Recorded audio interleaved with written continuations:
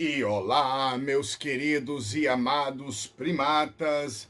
And hello, my fellow apes. Olá, meus queridos primatas. E estamos de volta para mais um Domingão, um programa junto com vocês. Esse é o seu canal A Teu Dispor. Meu nome é Sérgio da Mota e esse programa está aqui para servir você com as melhores informações do mundo religioso, ciência, filosofia, bate-papo, dia a dia e principalmente o humanismo. Eu gostaria muito de agradecer a galera do Facebook, Instagram, que estão sempre apoiando esse canal, aos colaboradores, apoiadores, que eu vou estar trazendo no jornalzinho semana que vem, que teve uma pequena modificação que nós estaremos falando sobre isso, porque que nessa quinta não houve o jornal e vai ser tudo muito bem explicado. Mas eu já gostaria de dar seguimento nesse grande tema desta noite, que foi enviado pelo grande Shaolin Red Pill, que é um companheiro, amigão aí. Um beijo, um abraço. Na verdade, o tema original, ele queria que fizesse uma comparação entre Hércules e Sansão, o que parecia ser muito interessante, mas eu resolvi, com essa ideia, falar da história, dos mitos da pessoa e do grande problema psicológico que vai estar também sendo revelado por uma matéria que foi feita numa faculdade em relação ao comportamento psicológico de Sansão.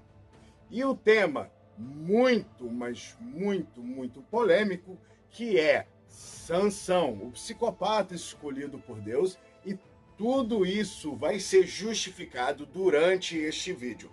Então eu gostaria já de informar a você que nós não podemos falar de Sansão sem saber do contexto dos juízes e o que significa, na verdade, um juiz e o porquê que Deus escolheu esse cara e porquê que acabou dando tudo errado e várias mentiras introduzidas no livro de Juízes.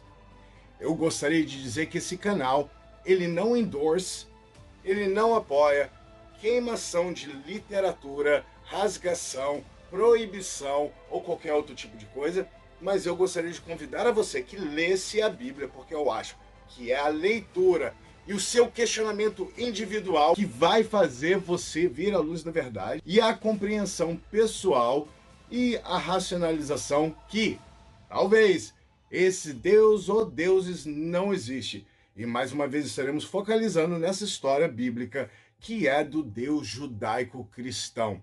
Não se esqueça de se inscrever neste canal, deixar o seu like, que é mega importante.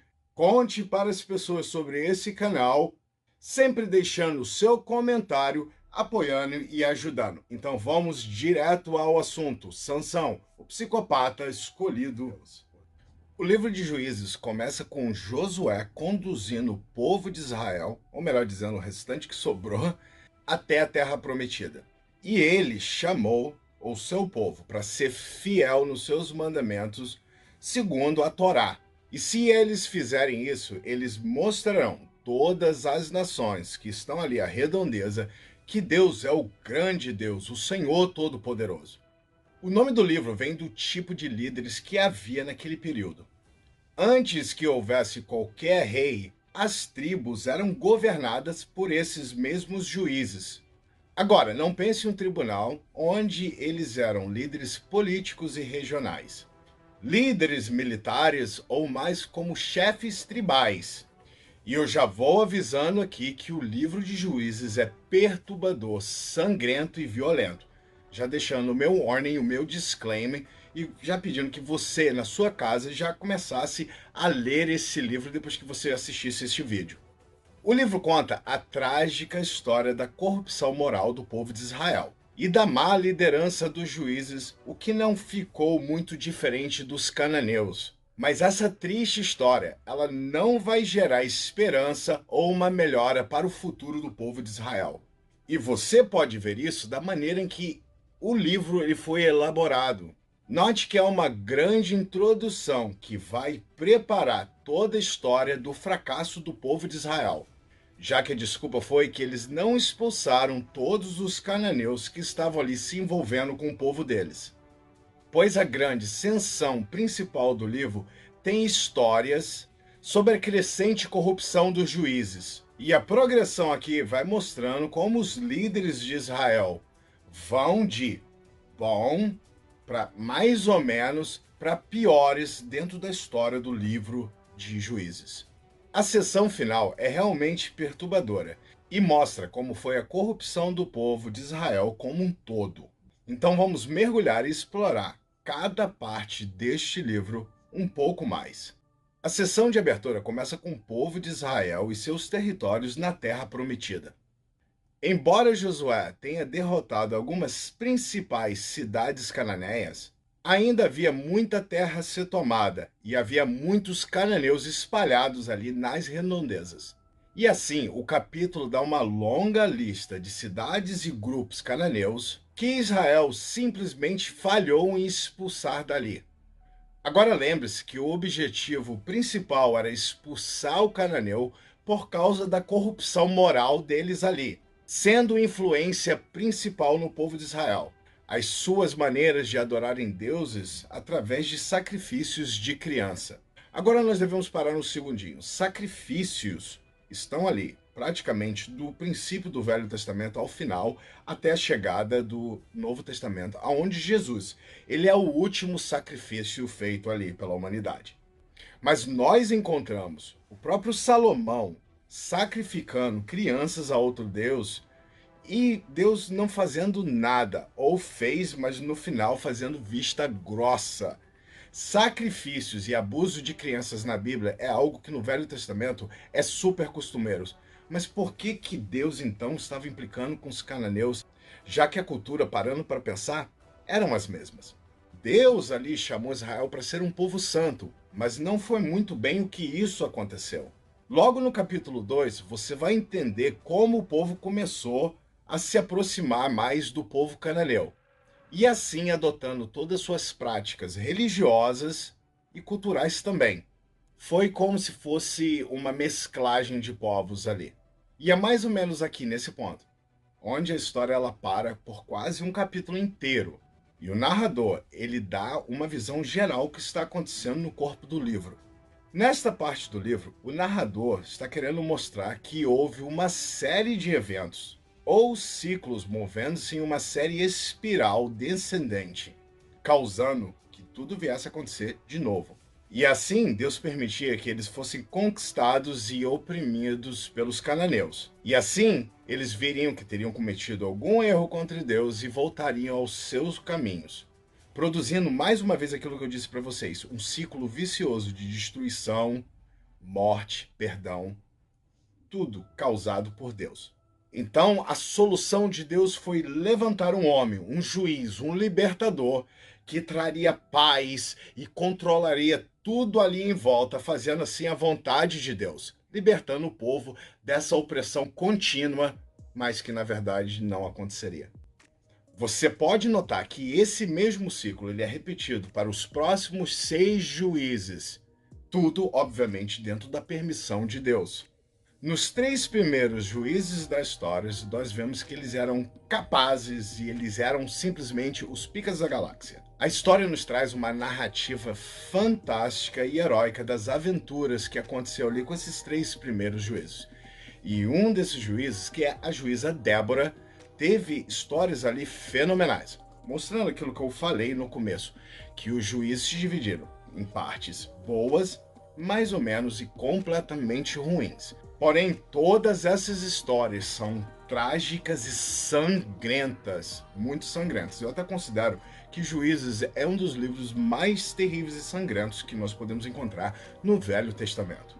Sejam os próprios juízes ou pessoas que ajudaram esses juízes, foram pessoas de batalha, morte totalmente sangrentas. Porém, foram pessoas que ajudaram a libertar o povo de Israel. Mesmo que a história dos 3 primeiros juízes sejam maravilhosas, ela vai se concentrar nas falhas características humanas desses homens ou mulheres, que foram escolhidos para representar a vontade de Deus no meio do povo. Porém, desse ponto em diante, as falhas de caráter, elas vão ficando cada vez piores. Um desses juízes é Gideão, e essa história começa não muito bem, porque ele era um covarde e sentia medo de fazer aquilo que Deus estava determinando ele a fazer. Até que em algum ponto da história, ele verdadeiramente entende o chamado dele e a coragem vinda do Senhor faz com que ele separe 300 homens para uma grande batalha. E é a batalha que todos nós conhecemos como a Batalha dos 300 de Gideão. Gideão faz uma separação dali dos homens, somente escolhendo os melhores e os mais capazes para fazer aquela grande batalha. E entenda que Josué e os seus 300 não chegaram de bazuca, não chegaram de arco e flecha, de 3 oitão, metendo pau no tudo ali, acabando com tudo. Eles foram guerrear com tochas e potes de barro. Eles ganharam uma guerra com homens escolhidos, corajosos por Gideão, com potes de barro e tochas. Mas vai entendendo por que Gideão, ele também foi rejeitado por Deus por causa do seu ego e o seu temperamento super agressivo. Quando Gideão volta dessa batalha, ele manda matar todos aqueles homens que não foram escolhidos para poder guerrear e os fracos e os covardes que não quiseram assumir a posição naquela guerra. E mais uma vez, um juiz é rejeitado por Deus por causa do seu caráter. Porque era para fazer isso? Não era para fazer? A história está ali para você conferir. As coisas ficam piores quando uma estátua de ouro, feita com os ganhos das guerras que eles estavam fazendo, foi feita em homenagem a Gideão. E logo depois da morte de Gideão, as pessoas começaram a adorar aquele líder de guerra através daquela estátua de ouro. E nós sabemos que Deus ele não gosta de adoração, a não ser que seja para ele, né? Eu acho uma melação de cueca, mas não pode ser feita pelos outros.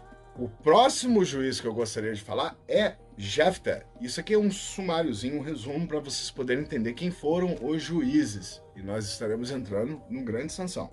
Jefté é aquele que você conhece da história do cara que foi para uma guerra e quando ele voltou ele ofereceu sacrifício ao Senhor. Você lembra qual era o sacrifício? Exatamente, ele oferece a sua filha em sacrifício. Se você ler ali na história dos juízes e olhar a pessoa de Jefté, você vai ver que ele chega até mesmo a se dedicar a Deus como as pessoas se dedicavam ao Deus cananeu. Ele não tinha muito conhecimento do Deus de Israel. E ele também era um mafioso, um cara das montanhas, e só era chamado quando o pau quebrava porque ele era bom de guerra. Mas o cara era maluco. No final da história a gente sabe que ele ofereceu a filha em sacrifício a Deus se ele ganhasse aquela guerra. Mas agora, meus primatas, depois de toda a explicação e o contexto dado sobre os juízes, iremos falar do último, Sansão. E estaremos também falando um pouco da história, como ele foi o pior de todos os juízes, sendo problemático, problema com mulheres. Nós vamos entender que tudo começa ali, na história, ali no capítulo 14 em diante. Nós iremos ver como a vida de Sansão começa problemática. Entenda você que Sansão, ele era nazireu, o que significa que a navalha não poderia ser passada na sua cabeça e que também ele não poderia tocar em coisas imundas ou tocar em animais ou qualquer coisa que estivesse pessoas mortas. Ele simplesmente tinha que manter o seu corpo puro o tempo todo e servir ao Senhor. O voto nazireu, segundo a Bíblia, era feito quando uma pessoa desejava assim fazer o voto, porque se você não tem consciência de que você está fazendo um voto, não pode ser aceito pela outra pessoa, porque senão você é uma pessoa louca ou uma criança que não tem entendimento. Mas a Bíblia nos conta que a sua mãe era estéril. E quando o anjo aparece para ela, e é muito similar com a história de Maria e Jesus, o anjo diz ali claramente que o Salvador do povo de Israel iria nascer através de uma mulher estéril, o que não era o caso de Maria, mas o milagre é bem parecido com a visitação do anjo. Conclusão, eles deveriam ali criar ele na presença de Deus. Só que o voto de Nazireu teria que ter feito por Sansão e não os pais de Sansão fazendo para ele, o que invalida completamente qualquer tipo de voto. E como foi mencionado, aquela série de coisas que o Nazireu não podia fazer, e ele tinha que se santificar ao Senhor, acabou sendo completamente o contrário da vida desse homem problemático. até mesmo de se associar com pessoas. É onde nós vamos ver ali por várias vezes Sansão loucamente matando uma galera, um monte de gente por no reason, sem razão nenhuma. Então vamos à história de Sansão. No capítulo 14 de Juízes, do versículo 1 ao versículo 4, você vai entender um pouquinho ali do problema que Sansão já tinha com mulheres. Ele estava passeando ali por uma cidade filisteia e ele encontrou uma mulher. E ele basicamente bateu os olhos nela e falou: eu quero. Ele volta para casa, como você vai ler no versículo 1, 2, 3 e 4. E o mais interessante é o versículo 4. Ele diz aos seus pais assim: olha, eu quero aquela mulher para mim. O pai vai interrogando ele, dizendo: meu filho, por que você não procurou uma mulher no meio do teu povo? Por que você tem que logo procurar uma incircuncisa filisteia para querer se casar? Note que naquele tempo o povo filisteu dominava sobre o povo de Israel. Mas o versículo 4 diz assim: presta atenção comigo que você vai entender por que o ciclo vicioso era feito por Deus. Me acompanhe. Mas seu pai e a sua mãe não sabiam que isso vinha do Senhor. Então significa que aquela vontade dele de ficar com aquela mulher filisteia era, em primeiro lugar, a vontade de Deus. Vai me acompanhando nessa história. Sansão, mesmo assim, desobedece à vontade de seu pai e o que ele tinha aconselhado. Mas vocês notaram que a Bíblia mesmo fala que assim era a vontade de Deus. E tão pouco sabia a família de Sansão dos planos que estavam sendo ali orquestrados para ele.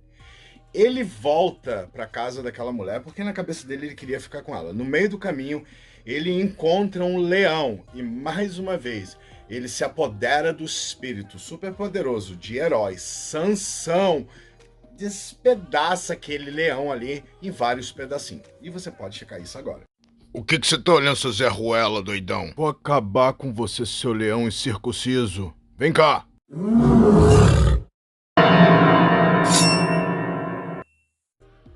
Quando ele, depois de ter despedaçado aquele leão, chega na casa dela, ele fica ali com ela alguns dias. E quando ele volta no mesmo caminho, aquele leão que foi despedaçado por ele, tem dentro dele mel, uma colmeia. Não me pergunte como isso é possível, mas uma colmeia foi feita dentro daquele leão com poucos dias na carcaça dele. E Sansão, que era um homem nazireu, não podia se contaminar com coisas mortas, vai ali, se alimenta do mel, ainda leva a porra do mel para a família dele. Vai vendo como que Deus tem suas preferências. Deus cria um monte de leis naquela época do Velho Testamento e mata os homens por qualquer coisa. E Sansão, ele simplesmente get away. Ele se livra porque ele tem um cartão de permissão de Deus para fazer a porra do que ele quer. Caminhando mais um pouquinho ali, nós vamos encontrar o grande enigma de Sansão, que foi, na verdade, uma besteira tremenda. E eu vou estar explicando para vocês o porquê. Sansão, ali naquela grande festa, ele fala para os filisteus que ele vai dar um enigma super poderoso e inteligente. E se eles, em 7 dias, descobrirem a resposta do enigma, ele vai dar 30 peças de roupa para os 30 amigos que ele tinha ali na festa. Mas se eles não responderem, ele mesmo assim vai continuar dando 30 mudas de roupa. A proposta do enigma parece muito legal. Significa que se você acertar, você ganha a roupa. Se você errar, você também ganha a roupa. Tudo bem. O grande problema é que o enigma de Sansão é praticamente baseado naquele fato que aconteceu entre ele e o leão. Sendo aquele fato que aconteceu ali, não havia nenhuma testemunha, o que tornaria impossível para aqueles homens ali viessem a descobrir a resposta do enigma de Sansão. Mas Sansão fez isso propositalmente, porque ninguém iria responder. A coisa ficou tão feia que os filisteus chegaram a ameaçar a esposa de Sansão, dizendo que se ela não contasse o segredo daquele enigma, porque eles queriam as peças de roupas de linho, eles iriam tacar fogo no pai dela, na família e nela ali por aquele ato, por causa daquele enigma bobo que o Sansão tinha criado e a promessa de dar a roupa para aquela galera. A mulher de Sansão volta até ele dizendo: olha, os filisteus falaram que vão me matar se eu não contar para eles o segredo do seu enigma. A Bíblia conta ali que durante 7 dias ela chorou e implorou dia e noite para que ele viesse contar o segredo do enigma. Tudo bem. Sansão ficou muito bolado, contou para ela e sabia que ela contaria para os filisteus. O que aconteceu? Que logo após isso, quando os filisteus se encontraram para dar a resposta do enigma, Sansão já sabia que eles sabiam da resposta. Bom, os caras ficaram boladão e falaram: Sansão, nós já te demos a resposta aqui do enigma e agora você vai ter que dar 30 peças de roupa pra gente. Sansão, muito inteligente, e aí que eu falo para vocês que começa a história de matança dele, ele sai dali, vai para o campo dos filisteus, ali matando 30 pessoas, do nada, pessoas que não tinham nada a ver com a história, arrancando a roupa, dobrando elas bonitinho, colocando numa pilha bem grande e trazendo elas todas ensanguentadas para os filisteus ali. Aí eu pergunto para você, o cara não é um doente? Quando Sansão retorna para visitar a sua esposa, o pior aconteceu. Por causa daquele enigma e tudo que aconteceu, o pai da menina pensou que Sansão estava odiando ela, não queria mais nada com ela. Então ele deu ela para um dos amigos filisteus de Sansão, o que criou um problema muito grande, porque mais uma vez vocês vão ler ali no livro de Juízes que Sansão, por causa disso, ele vai lá, o corno, que eu falei até sobre isso num outro vídeo meu, tentar vingança contra eles. E o que o grande Sansão faz? De uma maneira mirabulosa, ele simplesmente coleta 300 raposas ali, do nada. 300. E agora você imagina comigo a cena de Sansão correndo atrás de raposas. Bom, cômico.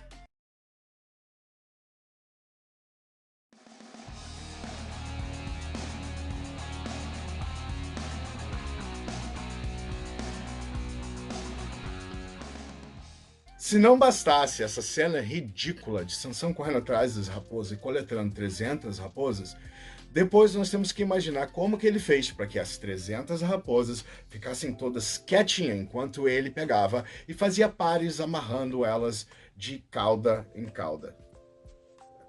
Eu acho que é algo super mentiroso, impossível de acontecer. Mas tire as suas conclusões, lendo o que a Bíblia está falando para você.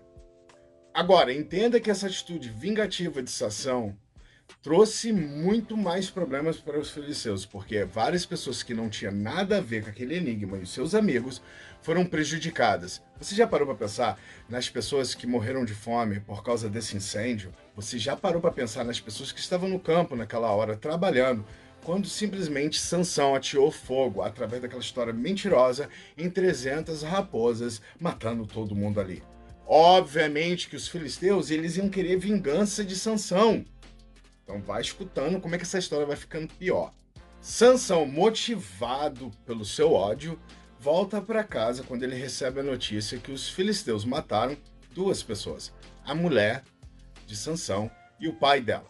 Apesar que a gente sabe que Sansão não queria nem mais nada com ela. Sansão fica irado e fala o seguinte, que ele vai simplesmente matar e se vingar dos filisteus.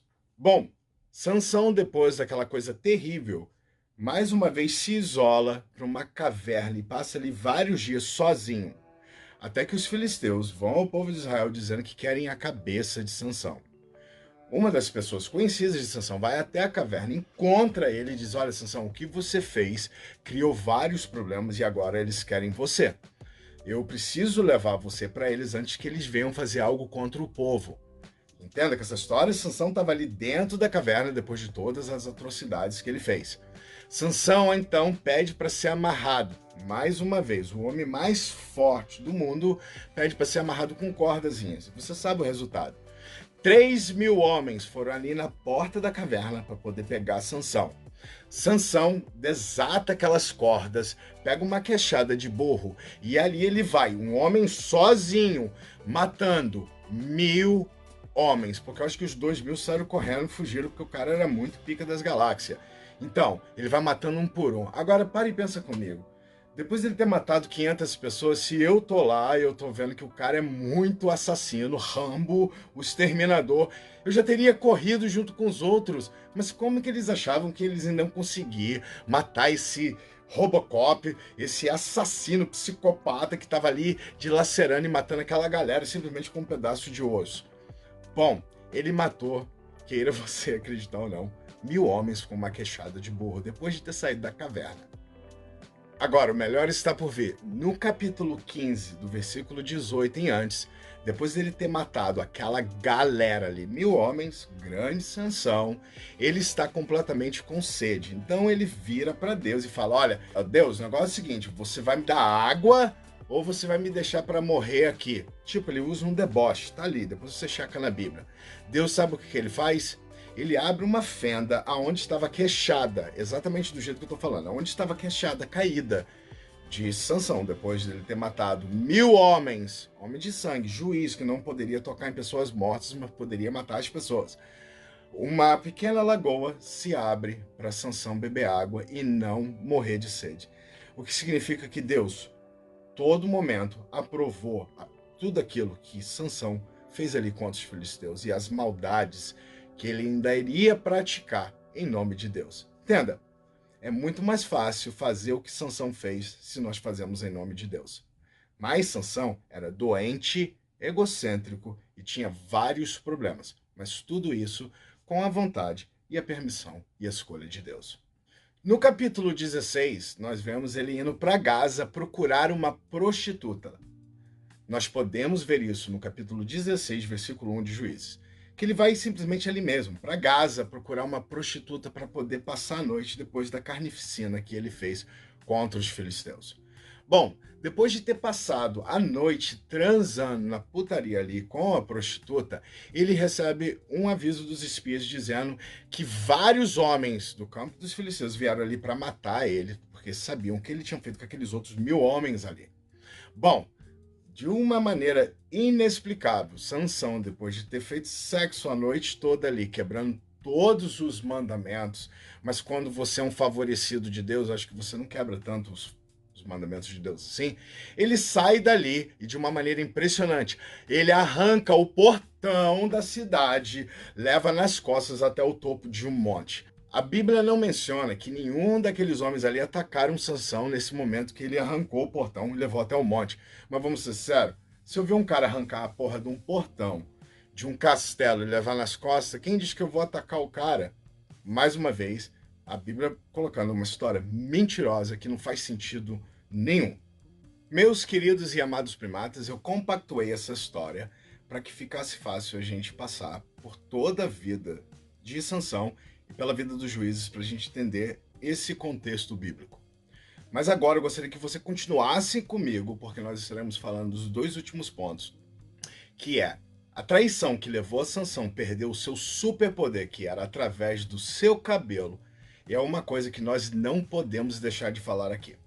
Porque o que eu entendo, o poder dele era vindo de Deus, obviamente, e nós entendemos isso pelo voto de Nazireu que ele fez.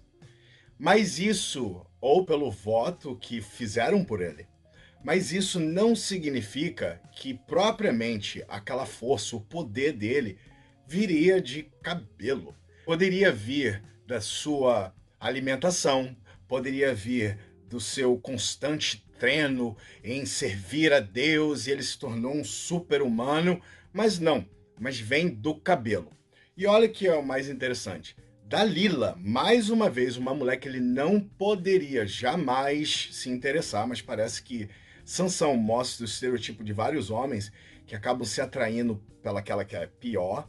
Mas entenda que isso não é uma verdade. É a maneira que a história da Bíblia ela mostra como as mulheres são muitas das vezes tipificadas nas histórias bíblicas. Isso significa que a mulher, e nós podemos entender que desde o começo até o final, é o grande problema e o grande demônio na vida de Sansão. Isso para que nós venhamos esquecer de todos os erros que ele acumulou durante a própria vida dele. E a Bíblia inúmeras vezes coloca a mulher numa má posição, seja ela que é responsável de trair o homem, ou seja ela na forma de Dalila, fazendo que ele venha entregar o seu segredo, ou seja ela em Apocalipse, sentada na cabeça da besta. E o próprio Paulo diz que bom seria que o homem não tocasse em mulheres. E nós podemos ver que mesmo que Jesus tenha nascido de uma mulher, a mulher, ela é tipificada como algo terrível da grande falha do homem. Bom, a Bíblia nos dá relato que Dalila era muito bonita e Sansão se apaixonou na primeira instância, no primeiro olhar, naquele contato visual que ele teve com ela. O que acontece? Os príncipes da época pediram para que Dalila, a um preço muito alto que seria pago por eles, viessem descobrir qual era o segredo da força de Sansão. E entenda uma coisa, a história é muito louca e boba, porque por 3 vezes Dalila pergunta para Sansão qual que era o segredo da sua força. Agora vamos aqui analisar essa história bizarra. Quando, da primeira vez, Dalila perguntou qual era o motivo, ou o que causava essa grande força de Sansão, ele deveria ser esperto o suficiente para entender que ela estava armando algo para ele, tentando descobrir a essência da sua força para entregar ele nas mãos dos filisteus. Mas Sansão, muito burro numa história que ninguém acredita, por uma segunda vez ele conta, por uma terceira vez ele conta, ao ponto de Dalila ficar puta com ele, dizendo: você não me ama, você simplesmente não vai me contar a sua força. E toda vez que ele contava para ela o motivo da sua força, os filisteus acabavam invadindo a casa. Será que ele não notava que ele estava sendo set up? Que aquilo tudo era uma armação para poder pegar o cara? Mas a gente sabe, né? Homem é bicho burro mesmo, né? E pela última vez, Sansão, apaixonado, revela para ela que a força dele não está no voto que ele teve com o Senhor ou nos milagres que Deus fez através da Bíblia, mas no cabelo. Bom, ele adormece no colo de Dalila, que é bem estranho, e ela chama, sem tirar Sansão do colo dela, para os filisteus entrarem e cortar o cabelo dele. E o engraçado é que logo depois que é cortado, raspado a cabeça de Sansão, com todo o barulho, o movimento, ele não acordou antes, porque o colo de Dalila era muito gostoso. Sansão acorda e ali cai toda a realidade, que Sansão agora não tem a sua força, o seu poder. Bom, os seus olhos são perfurados e ele é levado para o templo. Ali mesmo, no templo de Dagon, com os olhos perfurados, cabeça raspada, ele é envergonhado numa grande festa de celebração na frente de todo mundo.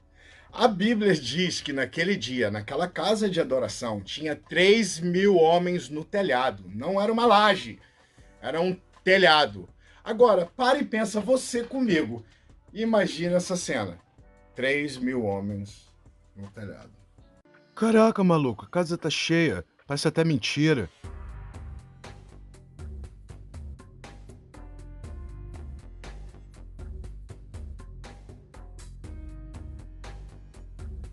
Então o que acontece? 3.000 homens no telhado, Sansão com os olhos perfurados e parece que agora, numa última chance, e note que a Bíblia fala que o cabelo de Sansão começou a crescer. Gente, os filisteus passaram o tempo todo tentando ali prender Sansão e descobrir qual era o segredo de sua força. Depois que eles rasparam a cabeça do cara, tu acha que eles iam deixar o cabelo dele crescer? E o engraçado que a Bíblia fala é que quando o cabelo dele começou a crescer de novo, depois de alguns meses, ele começou a sentir a presença de Deus de volta. Vocês estão vendo como é que essa história é simplesmente bizarra e louca? Bom, o psicopata Sansão pede para ser colocado no meio das duas pilastras principais. Agora imagina comigo, uma casa com 3.000 homens no telhado e duas pilastras principais. O que Sansão pede naquele momento? Ele poderia ter pedido perdão pelos seus erros. Ele poderia ter pedido várias coisas, como a restauração da sua vista, já que o seu ódio foi porque perfuraram a visão de Sansão. Está ali, no capítulo 16 em diante do livro de Juízes. Ele pede, mais uma vez, de uma forma vingativa, que Deus dê ali para ele força o suficiente para que ele possa matar os seus inimigos. Deus, obviamente, deu uma risadinha e disse: capite. Desejo granted. Desejo concebido. Bom, Sansão destrói as duas pilastras, matando todo mundo ali e vingando e fazendo que o nome do Deus de Israel fosse lembrado eternamente. Bom, esse é o final da história de Sansão. o que parece um filme muito louco de uma pessoa com problemas mentais escolhida por um Deus que também parece que tem problemas mentais. Todas essas histórias contadas está ali no livro de Juízes e você pode conferir na sua casa. Quinta-feira teremos um segmento novo, galera.